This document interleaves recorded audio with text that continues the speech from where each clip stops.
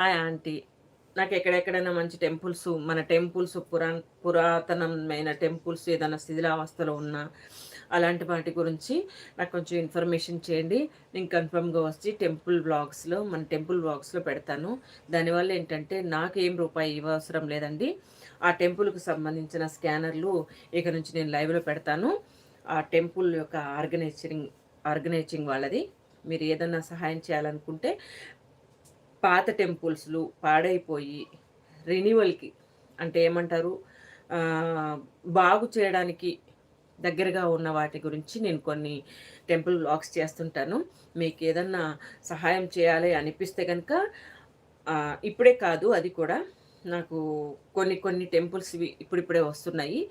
అలా మా ఊర్లో ఒక పాత టెంపుల్ ఉంది.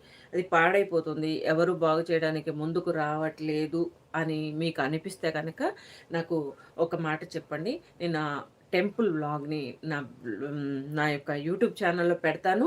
అలాగే ఆ టెంపుల్‌కి సంబంధించింది, ఆ గుడికి సంబంధించిన స్కానర్ ఇస్తే గనక నా లైవ్‌లో నేను పెడతానండి.